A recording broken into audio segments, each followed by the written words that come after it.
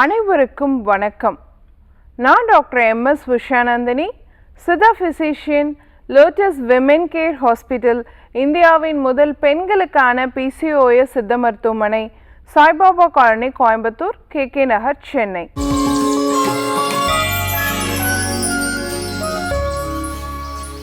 இனியவை இந்த நிகழ்ச்சியில் தொடர்ந்து நம்ம பெண்கள் சார்ந்த பல ஆரோக்கிய குறிப்புகளை பார்த்துட்டு வரங்க.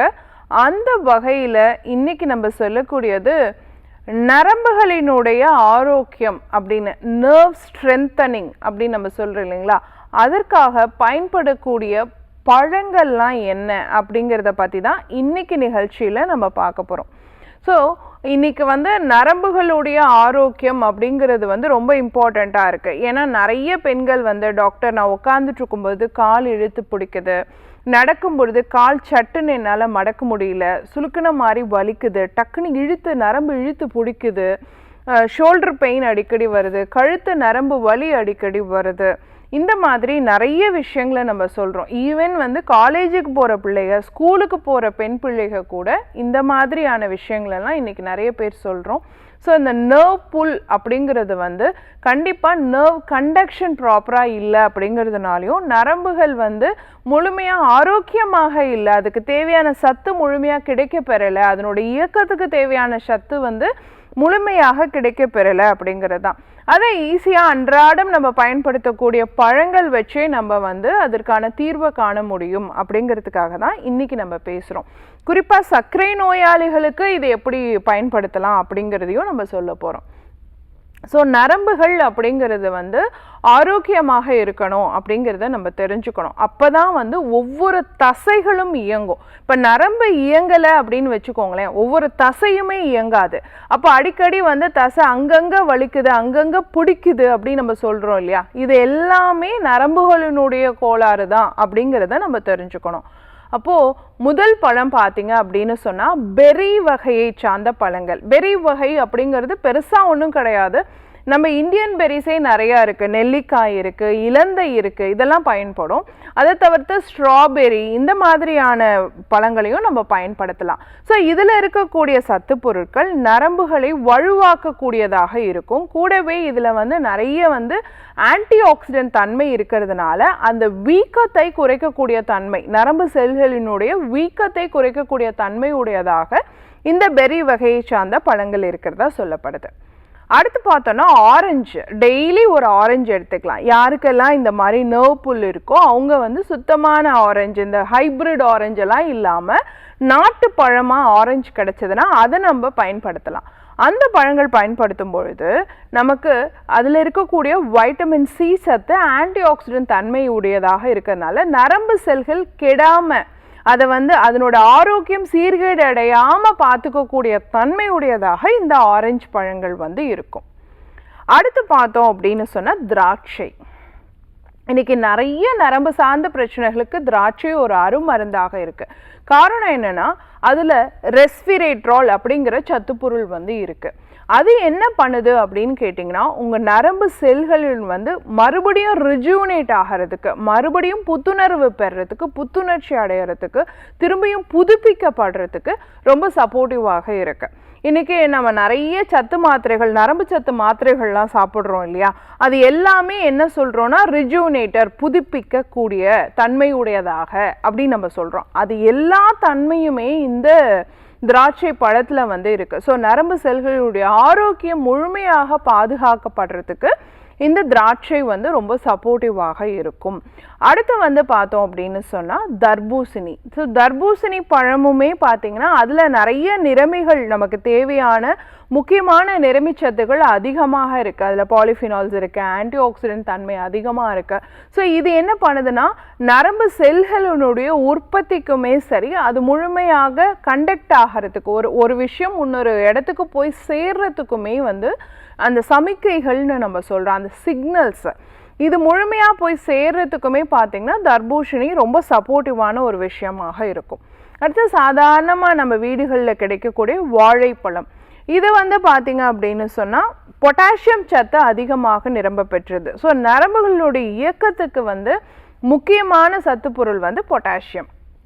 அப்போது நான் இப்போ சொன்னேன் இல்லைங்களா, தசைகள் இயங்கணும் அப்படின்னா வந்து நரம்பு செல்கள் ஆரோக்கியமாக இருக்கணும்னு நம்ம சொன்னோம்.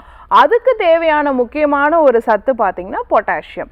So nerve conduction, nerve signals transformation இப்படியெல்லாம் சொல்லலாம். இது எல்லாத்துக்குமே பயனுள்ளதாக இருக்கக்கூடியது வந்து பார்த்திங்கன்னா வாழைப்பழம். ஸோ அப்போது இந்த மாதிரியான பழங்களை நம்ம ரெகுலராக எடுத்துக்கலாம். அப்போது இந்த பழங்கள் எடுக்கும்பொழுது எப்படி எடுக்கணும், இதனுடைய முழுமையான பலன் கிடைக்கிறதுக்கு நம்ம எப்படி எடுத்துக்கணும்? ஸோ ஒன்று வந்து பார்த்திங்க அப்படின்னு சொன்னால், இந்த பழங்களை உணவு உண்பதற்கு 1 மணி நேரத்திற்கு முன் எடுத்துக்கணும். கண்டிப்பாக உணவுக்கு பின் பழங்கள் எடுக்கிறத தவிர்த்துடணும்.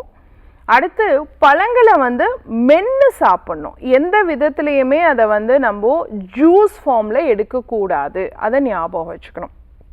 அதே மாதிரி பழங்களை மில்க் ஷேக் மாதிரி பண்ணி சாப்பிட்றது, அதனோட ஃபார்மேட்டை மாற்றி சாப்பிட்றது, அந்த மாதிரி நம்ம நிறைய மில்க் ஆட் பண்ணி சுகர் ஆட் பண்ணி அந்த மாதிரியான விஷயங்களை நம்ம செய்யக்கூடாது. ப்ளஸ் வந்து ஏன் வந்து நிறைய பேர் கேட்குறாங்க, பழச்சாறாக இருந்தனாலும் சர்க்கரை போடாமல் எடுத்துக்கிட்டால் கூட அதுலேருந்து முழுமையான சத்து எனக்கு கிடைக்கும் தானே, அப்போ ஏன் வந்து அதை பழச்சாறாக நான் எடுக்கக்கூடாது அப்படின்னு கேட்குறாங்க.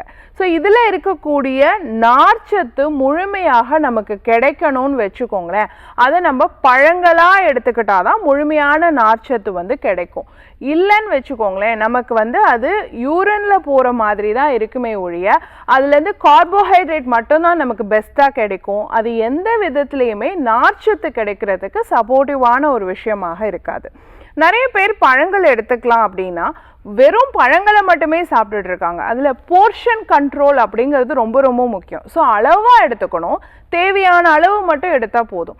உதாரணத்துக்கு இப்போ பப்பாளி பழம் சாப்பிட்லாம் அப்படின்னா நிறைய பேர் வந்து வெயிட் லாஸ்க்கு பப்பாளி பழம் சாப்பிட்றேன்னு வெறும் பப்பாளி பழத்தை மட்டுமே ஃபுல் பழத்தையும் வச்சு சாப்பிட்றாங்க. இதில் பப்பாளி பழத்தில் என்னென்னா ஒரு ஆல்கலாய்டு இருக்குது. ஸோ இது என்ன பண்ணும் அப்படின்னு கேட்டிங்கன்னா சீக்கிரமாக சளி பிடிக்க வைக்கும். ஸோ அது நமக்கு எகெயின்ஸ்டாக வேலை பார்க்கும். அப்போ இவ்வளோ தான் எடுத்துக்கணும், ஒரு 200 கிராம் வரைக்கும் தான் எடுக்கணும். ஒவ்வொரு பழத்துக்கும் ஒவ்வொரு குவான்டிட்டி இருக்குது, இவ்வளோ தான் எடுக்கணும்னு அந்த அளவு தான் எடுத்துக்கணும். ஸோ பழங்கள் எடுக்கும் பொழுது போர்ஷன் கண்ட்ரோல் அப்படிங்கிறது ரொம்ப ரொம்ப இம்பார்ட்டண்ட். இப்போது இந்த பழங்களை வந்து நான் சர்க்கரை நோயாளியாக இருக்கும் பட்சத்தில், இப்போ செரி பழங்கள் எல்லாம் கூட நரம்பு வலுவுக்கு சப்போர்ட்டிவாகத்தான் இருக்கும். வாழைப்பழம் வந்து சர்க்கரை நோயாளிகள் எடுக்க முடியாது. அப்படி இருக்கும் பொழுது நாங்கள் நரம்பு வலுப்பெற செய்யணும்னா என்ன மாதிரி எடுத்துக்கலான்னு கேட்டிங்கன்னா, வெறும் நெல்லிக்காய் இருக்குது இல்லைங்களா, ஒரே ஒரு நெல்லிக்காய், 20 கருவேப்பிலை, கொஞ்சமாக இஞ்சி, இதை சேர்த்து நீங்கள் ஜூஸ் மாதிரி சால்ட் போட்டு எடுத்துக்கிட்டிங்கனாலே சர்க்கரை நோயாளிகளுக்கு நரம்பு செல்கள் வலுவாக இருக்கிறதுக்கும் பழுதடையாமல் இருக்கிறதுக்கும் அதில் இருக்கக்கூடிய வைட்டமின் சி சத்து சப்போர்ட்டிவாக இருக்கும். கூடவே கருவேப்பிலை சேர்க்கும் பொழுது அதில் இருக்கக்கூடிய இரும்பு சத்தும் வைட்டமின் சி சத்துமே பார்த்தீங்க அப்படின்னா உங்கள் நரம்பு செல்கள் வந்து வலுவுறதுக்கு சப்போர்ட்டிவாக இருக்கும்.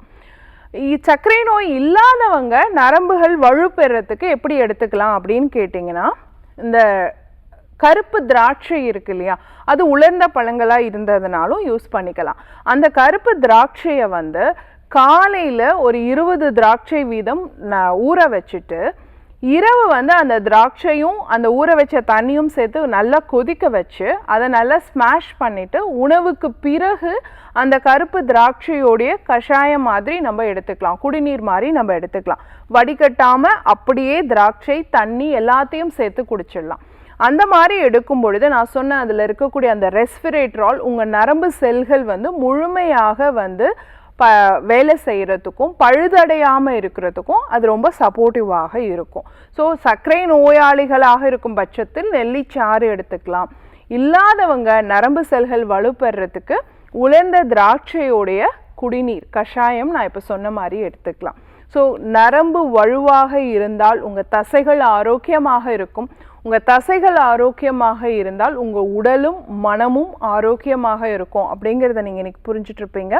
பயன்படுத்தி பாருங்கள். இதே மாதிரி இன்னொரு ஆரோக்கிய குறிப்போடு நான் உங்களை சந்திக்கிறேன். இயற்கையோடு இணைவோம், ஆரோக்கியமாக இருப்போம், ஆனந்தமாக வாழ்வோம். நன்றி, வணக்கம்.